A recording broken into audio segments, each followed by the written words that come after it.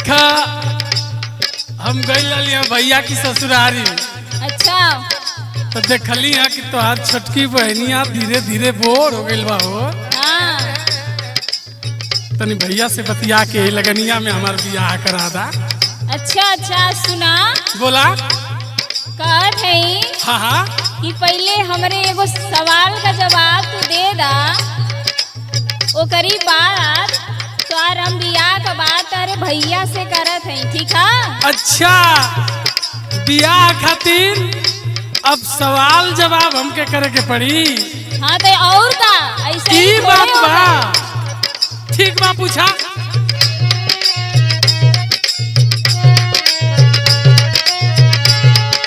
कजरा ए देवरु कजरा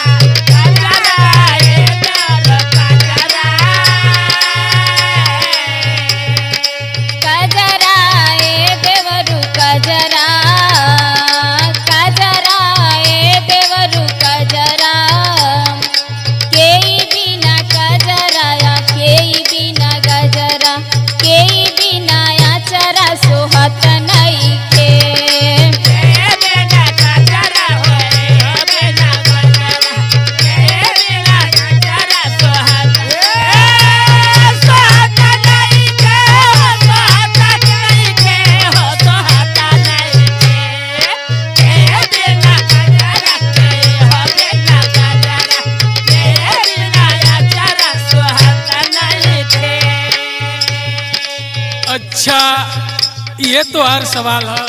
हाँ ये बोला। तो ला तोहरे सवाल का जवाब देत है। सुनावा। लेकिन हमार शर्त भुलाए के ना बा। बोला पहले। बोलत है काजरा ए भौजी काजरा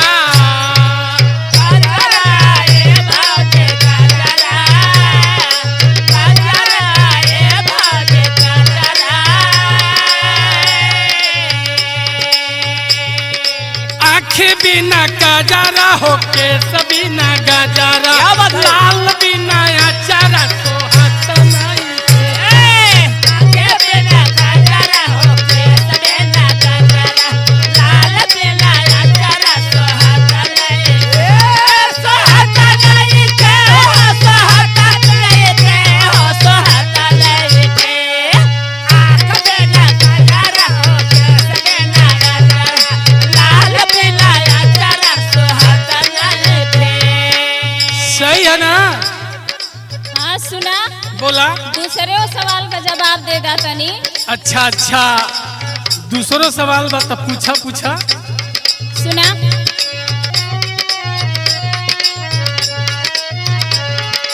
ललिया ए देवरु ललिया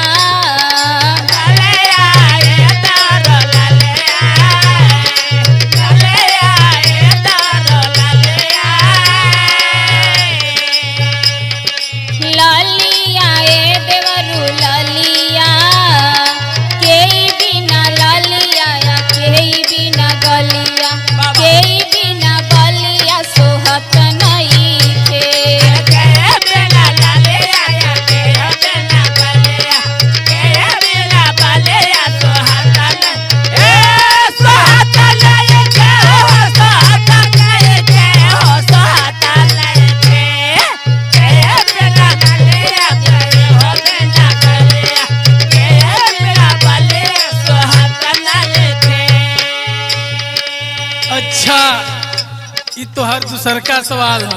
हाँ दूसर का बोला। तोहरे सवाल का हम जवाब देते हैं ठीक बा। हाँ लेकिन हमार शर्त भुलाए के ना बा। चला बोला। ललिया ए भौजी ललिया ललिया ए भौजी ललिया ललिया ए भौजी ललिया ओठा बिना ललिया होती न बिना गलिया ओठा बिना ललिया होती न बिना गलिया न बिना बलिया सोहत नहीं खे। अरे ओठा बिना ललिया बिना बलिया सोहत नहीं सोहत नहीं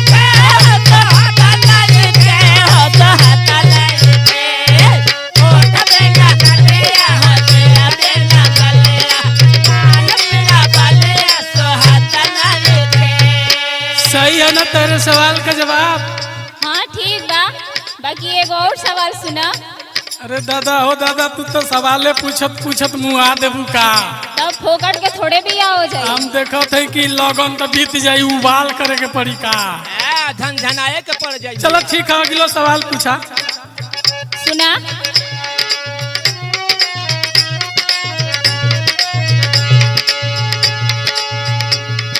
हरवा ए देवरू हरवा,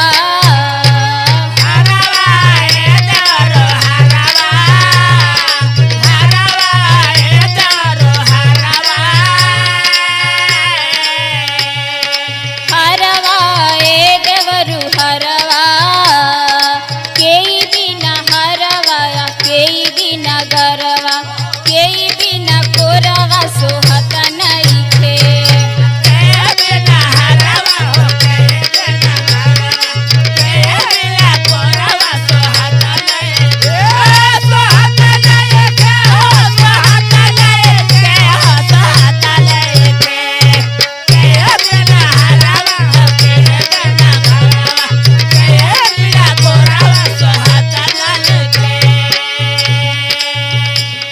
ये लास्ट सवाल है ना?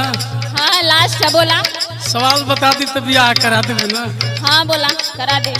तो देखा ही तो, अरे तीसरा सवाल का जवाब देते। हाँ चला पहले दा तब ना। हारवा ए भौजी हारवा,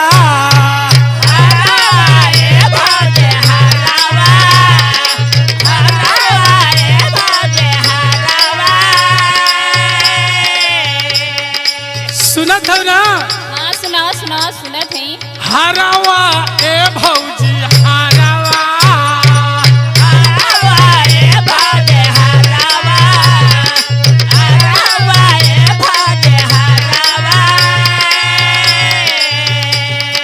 गौर बिना हरवा हो, सास बिना घरवा, पिया बिना कोरवा सोहत नइखे।